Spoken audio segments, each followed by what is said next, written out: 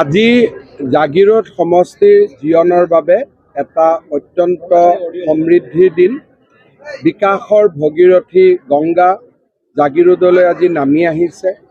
114 কোটি টকাৰ উন্নয়নমূলক আঁচনি, য'ত নেকি ৰেলৱে অভাৰব্ৰিজৰ পৰা ইনস্পেকশ্যন বাংলোৰ পৰা চাইকেল ট্ৰেকৰ পৰা ষ্টেডিয়ামৰ পৰা অডিটৰিয়ামলৈকে সকলোবিলাক সমৃদ্ধ হৈ আছে। মই ভাবোঁ যে সঁচাকৈ আজিৰ দিনটো এটা আনন্দৰ দিন, সমৃদ্ধিৰ দিন। আৰু 2023 চন শেষ হ'ল, 24 চনৰ আৰম্ভণিতে জাগিৰোডৰ ৰাইজৰ বাবে আজিৰ দিনটোৱে এক নতুন আশা কঢ়িয়াই আনিছে। আজিৰ সভাতে জাগিৰোডৰ উন্নয়নৰ বাবে আন কেইবাটাও আঁচনি মই ঘোষণা কৰিছোঁ আৰু আমি আশা ৰাখিছোঁ যে 2024 চনত জাগিৰোডৰ জীৱনৰ বাবে আৰু বেছি ভাল বিকাশৰ বাৰ্তা আহিব, তাক মই বিশ্বাসেৰে সৈতে ক'ব পাৰোঁ।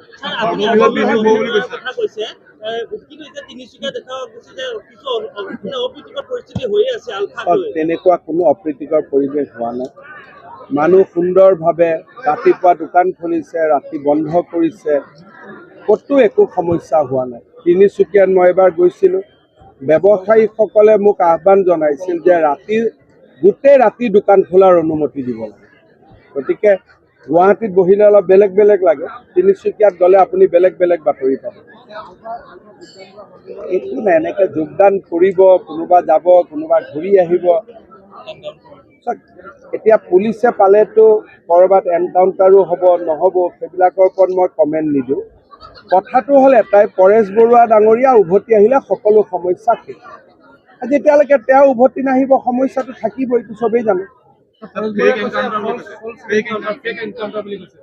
এনকাউণ্টাৰ ফেক নে নন ফেক, সেইটো কাৰণে জুডিচিয়েল কমিশ্যন হ'ব লাগিব।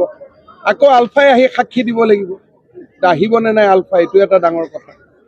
যদি ফেক এনকাউণ্টাৰ হয়, পৰেশ বৰুৱা ডাঙৰীয়াই যদি ফেক এনকাউণ্টাৰ বুলি কয়, মই জুডিচিয়েল কমিশ্যন কৰিব লাগিব। পৰেশ বৰুৱা ডাঙৰীয়া ইয়াত আহি সাক্ষী দিব আহিব লাগিব, ইয়াত আহিব নে নাই, সমস্যাটো তাতেতো। সেইকাৰণে মই এটা কথা কৈছোঁ যে এইবিলাক সদায় প্ৰশ্ন উত্তৰ কৰি থাকি লাভ নাই। পৰেশ বৰুৱা ইয়াত আহি গ'লে চব সমাধান। ব্যক্তিৰ কথা মুখ্যমন্ত্ৰীক কিয় সুধিব? মোক কোনোবাই আক্ৰমণ কৰিলে মোৰ কথা সুধিব। চাপৰ শৰৎসিংহৰ জন্মস্থান, চাপৰত মিটিং পতাটো কোনো ভুল নহয় আৰু এখন জাগাক টাৰ্গেট কৰাও মই নিবিচাৰোঁ। চাপৰত প্ৰাক্তন মুখ্যমন্ত্ৰী শৰৎসিংহৰ কৰ্মভূমি আছিলে, গতিকে চাপৰত যদি বিৰোধী ঐক্যই মিটিং কৰিছে তাত কোনো বেয়া পাবলগীয়া নাই। ময়োতো চাপৰত যাম, ময়ো মিটিং কৰিম। গতিকে চাপৰ জাগাখনক ভিক্টিমাইজ কৰা প্ৰৱণতাটোক মই সমৰ্থন নকৰোঁ। আৰু চাপৰত এছেম্বলিত আমি এইবাৰ ইলেকশ্যন জিকিম। এইবাৰ মই কৈছোঁ যে ডিলিমিটেশ্যনৰ পিছত চাপৰ চিটত আমিয়ে জিকিম। সেইকাৰণে চাপৰক কিবা বহুত মানুহে মই পেপাৰে পত্ৰই দেখিছোঁ যে চাপৰৰ পৰা আৰম্ভ কৰাৰ কাৰণে সমালোচনা কৰিছে। বিৰোধী ঐক্যক সমালোচনা কৰক, কিন্তু চাপৰ এখন ঐতিহ্যমণ্ডিত স্থান, গতিকে চাপৰক সমালোচনা কৰাৰ কোনো অৰ্থ নাই। খবৰ পাই যাব, 24 চনত জাগিৰোডৰ বাবে বহুত ভাল দিন হ'ব।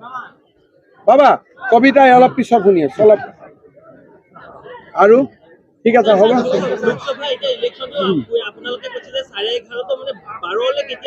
এতিয়া ক'ব নোৱাৰোঁ নহয়, ইলেকশ্যনত কেণ্ডিডেট হোৱাৰ পিছতে ক'ব পাৰিম।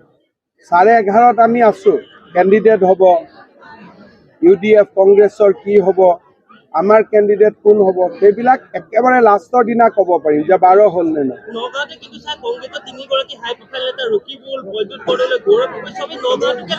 সেনেকুৱা কথা নহয়, মোৰ দৃষ্টিভংগীটো বেলেগ।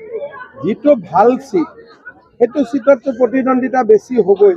আৰু নগাঁও আমাৰ কাৰণে আটাইতকৈ বেয়া চিট, গতিকে আমি আজি নগাঁৱত কিয় মিটিং পাতিছোঁ, যাতে আমি কষ্ট কৰিব পাৰোঁ।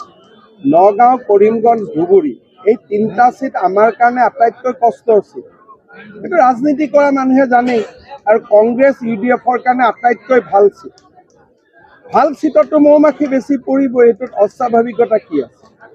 বাকী চিটততো কংগ্ৰেছ হাৰিব যোনে উঠে, গতিকে যোনে হাৰিব খোজে সি বেলেগ চিটত যাব, যোন জিকিব খোজে সি নগাঁৱত উঠিব। ইমান ধুনীয়া সাঁথৰ এটা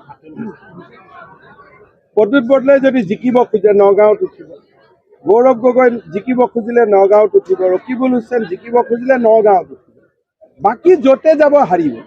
গতিকে য'ত ফুলৰ ৰস থাকিব তাততো মৌ মাখি আহিব। এতিয়া ইয়াত বিতৰ্ক কি আছে? সেইকাৰণে আমিও নগাঁৱত মিটিং পত্ৰ আৰম্ভ কৰিছোঁ, যাতে কষ্ট হ'লেও আমি জিকিব পাৰোঁ। ধন্যবাদ।